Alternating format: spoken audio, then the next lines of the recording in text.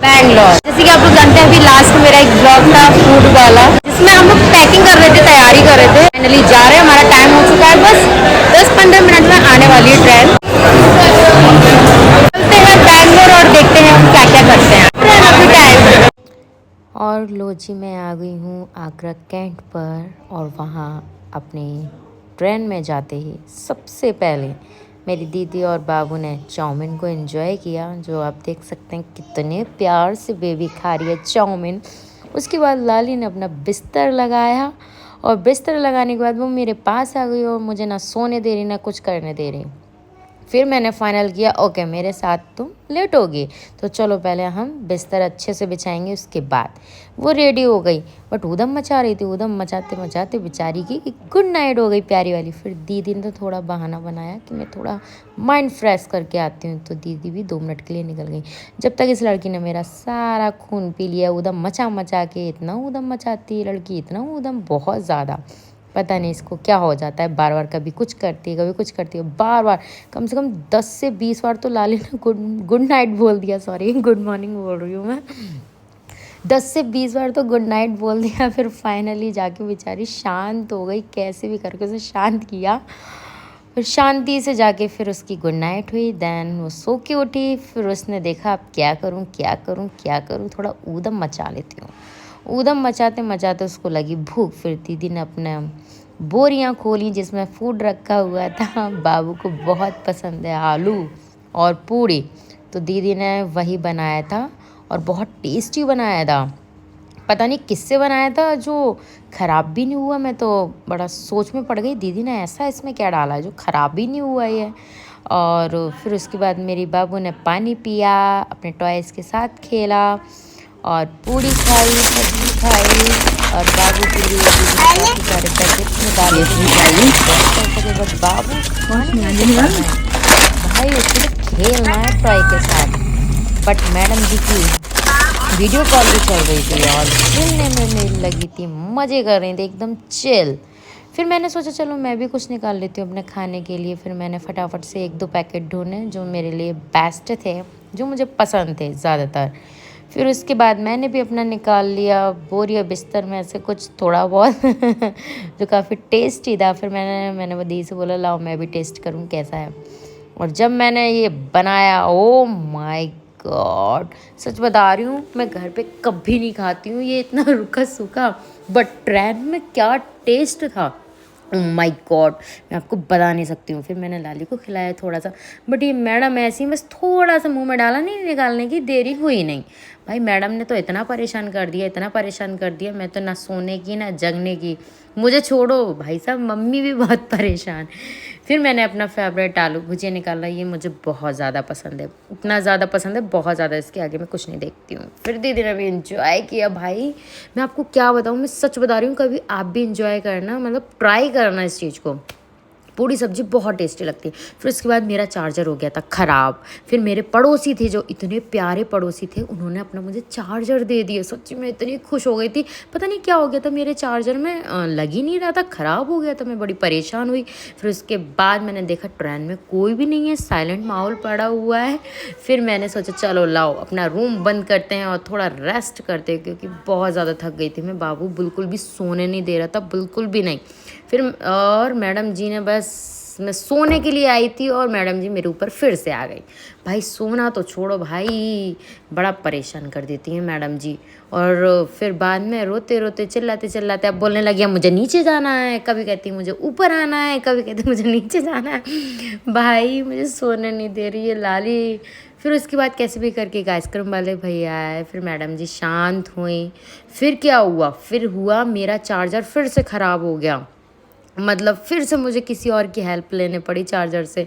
फिर उसके बाद मैंने थोड़ा रेस्ट किया, अपना फ़ोन चार्ज किया और मैडम जी टॉय के साथ खेल रही थी और मेरी दीदी इशारों में प्लानिंग कर रही थी कि मैं ऊपर पहुंच जाऊं कैसे भी करके, क्योंकि मैं 2 दिन से सोई नहीं थी ट्रेन में। और ये मैडम जी मम्मी को ऊपर जाने ही नहीं दे रही सोने के लिए, लेकिन मम्मी अपना दिमाग चला रही थी, मैं क्या करूं क्या करूं क्या करूं। फिर मम्मी ने इशारों में मुझसे बोल दिया, बेटा मेरी बेबी का ध्यान रखना। मैं चली, और जैसी मम्मी ऊपर गई भाई साहब रोना स्टार्ट, और ऐसा रोना स्टार्ट किया। और मम्मी तो भाई नींद पूरी कर रही थी, ऐसी नींद पूरी कर रही थी मैं आपको बता नहीं सकती हूँ।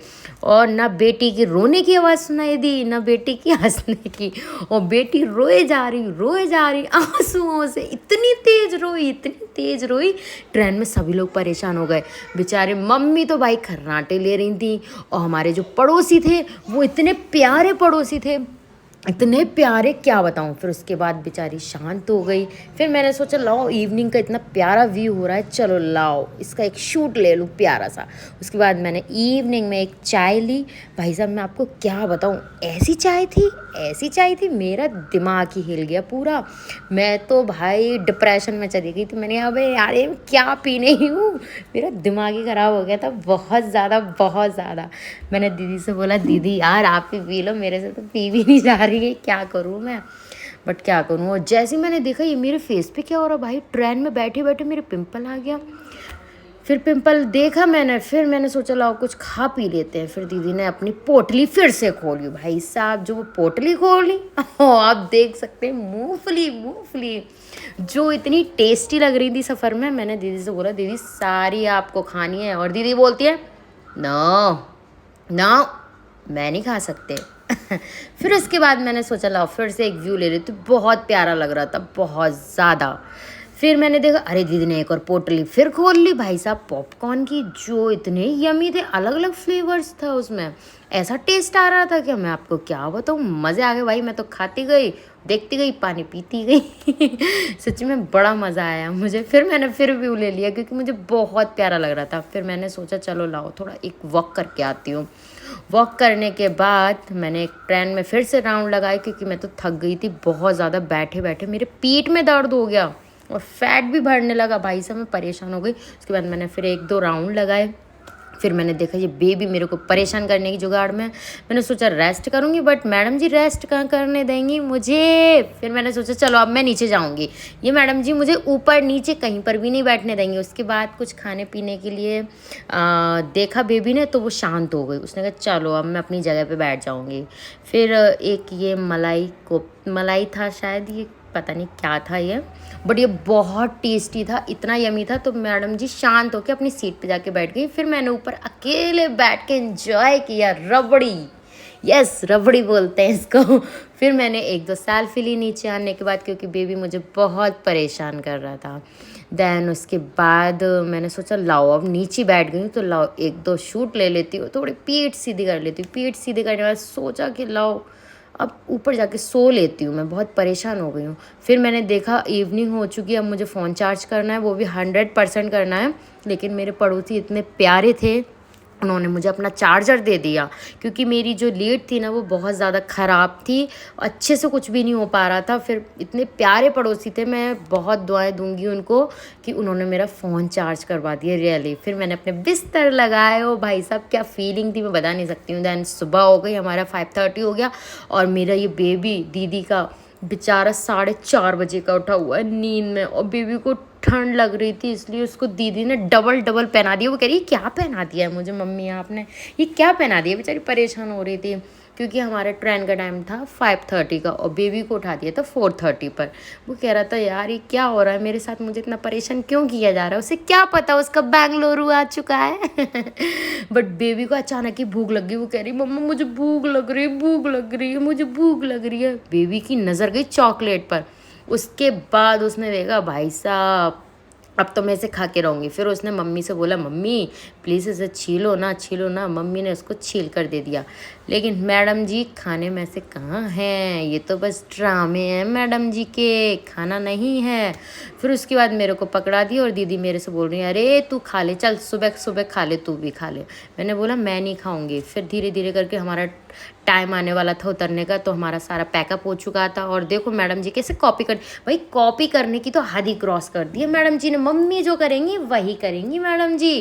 भाई आप आप देखो देखो देखो भाई साहब कितना कॉपी करती है लड़की, ओ माय गॉड।